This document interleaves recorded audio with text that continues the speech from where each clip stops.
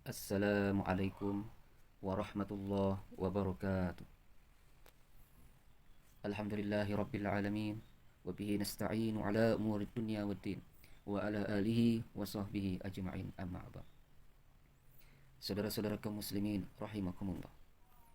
Alhamdulillah kita masih diberikan kesehatan oleh Allah Subhanahu wa taala sehingga kita bisa melaksanakan, bisa beraktivitas seperti biasanya.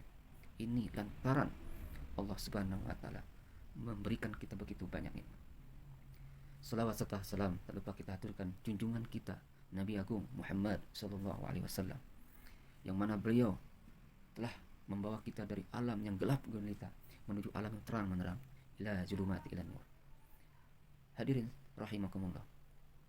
Pada kesempatan yang berbahagia ini, izinkan saya membawakan tausiah tentang solat. Saudara-saudara kaum muslimin rahimakumullah.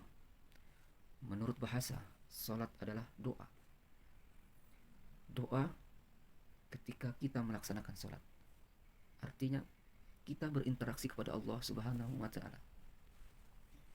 Karena itu ketika kita mengerjakan salat, janganlah kita terburu-buru. Jangan kita cepat-cepat. Kita harus tumakninah di dalam kita mengerjakan salat. Karena dikatakan tadi, salat itu adalah doa. Artinya kita bermunajat kepada Allah Subhanahu wa taala. Ketika duduk di antara dua sujud, kita membaca Rabbighfirli warhamni wazburni warfa'ni warzuqni wahdini wa'afini wa'fani. Itu adalah doa. Sedangkan secara istilah, salat yaitu suatu ucapan, perbuatan yang diawali dengan takbir dan diakhiri dengan salam. Tentu dengan syarat-syarat yang telah ditentukan. Apa syaratnya? Yang pertama adalah kita harus tahu waktu. Kita harus tahu waktunya. Jangan kita sembarangan mengerjakan sholat. Zuhur ada waktunya. Asar, maghrib ada waktunya.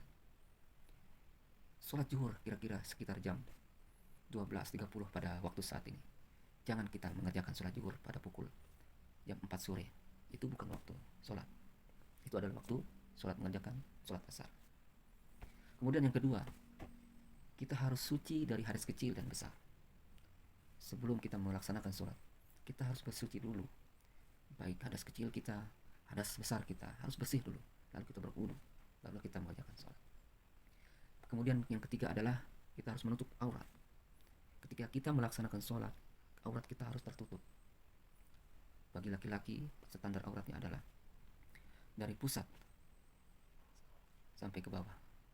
Sedangkan wanita adalah seluruh badannya kecuali muka dan telapak tangan. Kemudian yang keempat adalah kita harus menghadap kiblat. Kalau kita mengerjakan sholat, kita harus mengetahui dan harus menghadap kiblat. Jangan kita sembarangan mengerjakan sholat. Jangan kita menghadap timur, selatan, dan lain sebagainya. Saudara-saudara kaum muslimin rahimakumullah.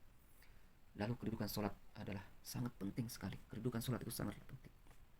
Karena yang pertama kali dihitung di akhirat nanti adalah sholat kita. Jadi apabila sholat kita baik, maka seluruh amalan yang lainnya akan baik pula. Begitu juga sebaliknya, apabila sholat kita tidak baik, maka seluruh amalan yang lainnya tidak baik pula. Lalu apa gunanya kita mengerjakan sholat? Gunanya kita mengerjakan sholat adalah supaya kita tahu mana yang baik, mana yang salah. Sholat juga dapat mencegah perbuatan keji dan mungkar. Dengan catatan, kita harus mengerjakan sholat dengan khusyuk dan khudu. Saudara-saudara kaum muslimin rahimakumullah. Selain itu juga sholat dapat membimbing kita menjadi insan-insan yang bertakwa. Sudah jelas, takwa di sini adalah yaitu kita menjalankan semua perintah Allah Subhanahu wa taala dan menjauhi semua larangannya. Hadirin rahimakumullah. Demikianlah yang dapat saya sampaikan. Salah dan hilaf mohon dimaafkan. Benar hanya milik Allah, salah hanya sebagai manusia tempatnya salah dan lupa. Akhirnya saya ucapkan wabillahi nasta'in. Wassalamualaikum warahmatullahi wabarakatuh.